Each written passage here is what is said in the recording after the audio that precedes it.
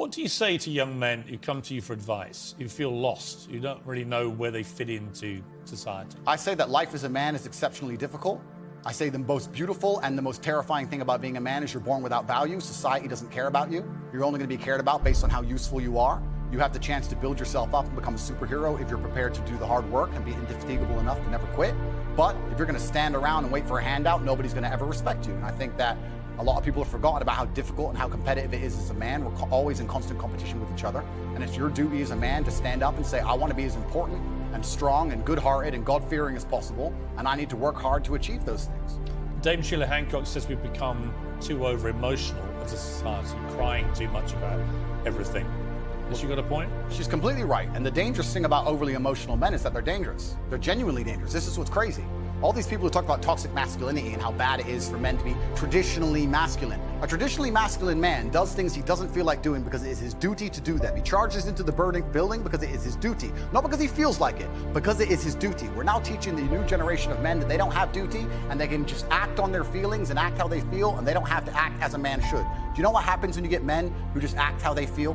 You get school shooters, you get violence, you get rapists. Men who do not control their emotions are dangerous. If you find a man who is stoic, he's not gonna hurt people. He's gonna sit and think about his actions very carefully, and he's gonna be a good man who protects and provides for his family. You find a man who just acts out on impulse and does whatever he feels like, you're gonna find a dangerous man. Sitting here telling men to cry more and act with their feelings and it's okay to feel this way, that way, etc., and have no self-control. That is why we have the problems we have in the world.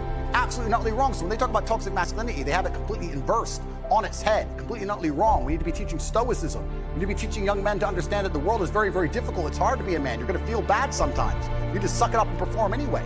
Not just sit there and cry your eyes out and blame other people. There's no such thing as too much masculinity if it's genuinely masculine. Genuine masculinity is not out here to hurt people. It's absolutely the opposite. It's out here to protect. And when bad things happen, they call traditionally masculine men. If you need a firefighter, you need a masculine man. When you call the police because of the problem you have, you want masculine men. And as soon as a woman or a man is in trouble, when you look for backup, you look for masculine men. And masculine men have a duty to provide and protect those they care about. We have a duty to do things we don't feel like doing because we know we're supposed to do them. And that's why we stayed in the Titanic and died. Those were masculine men. Where did you get your views about this from? It's what I grew up with. This is the family I grew up around. And your father, your mother? Yeah, both? and the world I lived in. And I think a lot of the things I'm saying now about masculinity and how people should act in the world, how the world should function, were considered completely normal and accepted by everybody only 20 years ago. I think the world's just lost its mind. For me to stand up and say a man should protect a woman now gets to be called a misogynist and canceled. If I said that 10 years ago, everyone would say, duh. And what's funny is, everyone who argues against me and says men shouldn't protect women, especially all the feminists, if they were with their boyfriend and a man broke into their house, guess who they'd expect to go downstairs? Who do you think? Think they go themselves? Are they going to Afghanistan? No, we send men to do these things. I talk often about how masculinity is under attack and how they're damaging our innate masculine instincts. And one of the largest innate masculine instincts is protectiveness, and also to a degree disagreeableness. If you're truly masculine, you're protective. And I think as an extension of that, you're disagreeable. I'll talk about me as a person. If somebody comes into me with a brand new idea, which conflicts with mine, they can explain it to me and perhaps over time I'll adapt to it. But my instant reaction is no. No. Who are you? Why are you here? That's my instant reaction. And I think that's the masculine instinct. That's why men are protective. It's why we're tribal, right? If a different tribe member arrived at your tribe, you'd be like, who are you? Bruv, don't come near my chicks. Get away from my tent. That's how we evolved for the longest period of human history. And I look at now how masculinity is in decline. And when you have no innate physical capability to defend yourself, you're much more likely to subdue and effectively cuck power structures. And when you talk about things like this with the robot, I see a generation of future men with basically no testosterone level who just fall in love with these robot machines. And they don't see the danger in it because they're ostriches. They don't want to see the danger because if they see the danger, they have to fight. And they don't want to fight because they can't. So instead, they're going to pretend there's no danger and they're going to worship instead. You see this now with liberals. Liberals worship government. They worship government like it's God because, oh, government, please protect us, please save us, because they're cowards and they're weak. So they worship government and think it's a good thing. And that's certainly coming for the AI machine. The worst thing about the destruction of the human race at the hands of AI is that there's going to be a huge percentage of the population begging for it. Yeah. Begging for it. The same men now who beg girls on OnlyFans to ignore them. who will send a girl money and say, please don't reply, ignore me, and enjoy it. The same people now who beg for the government to take their money off of them to stop the sun from being hot. These are the same people who are going to be begging the AI machines to control every aspect of their life. You're going to see future fetishes where a man is going to be the robot for the robot. I'll do the dishes. Please, R2-D2. I'll do your dishes. I love you. That's what's going to come because the human race is so fucked. The only solution to this is innate masculinity because God created us with it to protect. That's why God created masculinity, to protect ourselves and others. But it's disappearing. So I'm telling you, the future of AI is more scary than most realize. You could sit down in 50 years from now with people. You could get the whole world in a concert hall and say, AI is going to destroy all of us. We have to get rid of it. And there's going to be someone at the back who goes, but she strokes my pee-pee anytime I want. And he's going to just selfishly accept the annihilation of the human race for his sexual gratification, or because she's his friend, like you said, or because she raised him, because he's not man enough to say, no, we have to protect first. And all of that's disappeared from society now. Protect first has kind of vanished, and we're left in this insane quagmire of different ideals constantly competing. You can apply this to something else. We just talked about AI. Let's apply it to something far more simple. The border crisis. A man thinks, I don't know who these people are. I'm sure some of them are good, but one of them might be bad. Yeah. And if one of them is bad, none of them should come. Because if you gave me a box of Cheerios and told me one Cheerio was poisoned, I wouldn't eat from the box of Cheerios because I'm not an idiot. Women will use an emotional argument. Well, most of them need help. Most of them need to be saved, and we can save them all, which is asinine and incorrect anyway, but that's the emotional argument. And weak men, even worse, will pretend there's no danger at all, because if they accept there's danger, they now need to be brave. And what's the one thing a coward never wants to be? Brave.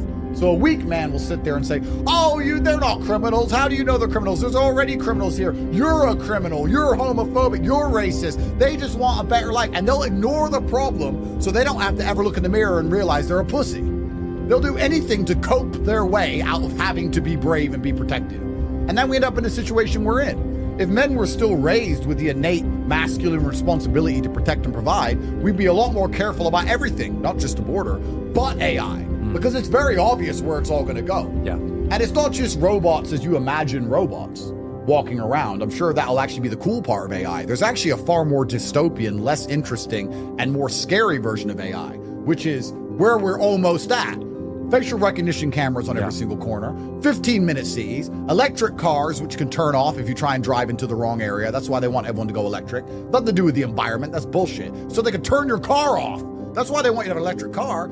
If I get in my Ferrari, you can't turn it off. You got to chase me down, sir. Good luck, police. You got to catch me. I'm good. But if you're in an electric car, they just say, what's his serial number? Boop, turn off the car, keep the doors locked. He was wrong thinking. Facial recognition on every corner, like I said. 15-minute cities, like I said. They'll control your money. They'll control where you go. They'll control if you can fly or not. They'll control your food. The AI is going to be a little camera in the corner linked to your mobile phone and your national ID from the digital system. And you're not even going to see a cool robot. And AI is already going to wreck your life. You don't even get a hand job from a robot. You don't get anything. It's bullshit. That's where AI is going before the cool robots come. Bro, there are no AI hand jobs coming.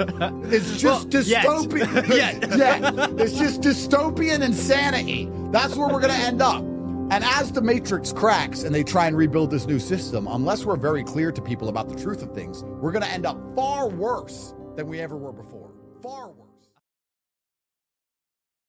It's just not possible. Well, let's tie this back into what I was saying about how they were threatened by my masculinity and the fact I teach masculinity. What type of person will reject money and reject his own personal financial gain for his morals? A man. Only a man will do that. I will argue now that weak men and women would be far more likely to take the cash for their own selfish interests. Only a man stands up and says, no, this is wrong, so I disagree. Because men have been like this since the dawn of time. Women and children first on the lifeboats. I'm a man, I will suffer, it is my job. So I sat there and said, no. My sanity is not for sale, sir. I reject your $50 million. I don't need it anyway because I'm not a peasant and I'm not going to listen to you. And they couldn't believe it because most people in my position, if I was a girl and of course, I'm not being misogynist, I'm just talking in general. If I was a chick and they came along and some makeup brand offered me a bunch of money and like, oh yeah, and you have to, for this episode, you have to do a pro-transgender episode or a pro-LGBT episode because it's Pride Week, and here's all your money and you're part of our makeup brand. She'd be like, okay. She wouldn't even realize how far down the psyop she is. She wouldn't even realize what she's doing. Only me as a man sat there and saw exactly what it was. This is a bribe. You are attempting to bribe me. And the fact that I said no and then went on an emergency meeting afterwards and started screaming that my sanity is not for sale, there was a room somewhere. I don't know where it was. I don't know if it was in Washington, D.C. I don't know if it was in London. I don't know if it was on the moon. I don't know where. There's a room of people who sat around and watched my emergency meeting a few hours after I rejected their contract and thought, he's a problem. Yeah. He's a problem. Yeah. How dare he? How dare he? How dare he deny our offer? It was a fair offer. It was a very good offer. And this arrogant idiot thinks this arrogant guy doesn't understand how the world works. The thing is, I did understand. Yeah. That's what they don't get. I did know how the world works, which is why I started saying they're going to put me in jail, which is probably frustrates them even more, that I'm not scared of it. I understand where this ends, and I'm going to do it anyway. And I'm hoping, at least, you said I'm a general, I'm hoping I'm at least inspiring bravery in enough other people, because they can't put us all in jail. No. They can't put us all. They can put me in jail if I'm alone. But if there's thousands of us, then it becomes harder. Then the matrix cracks. Then the new system is built. Perhaps we can save the world.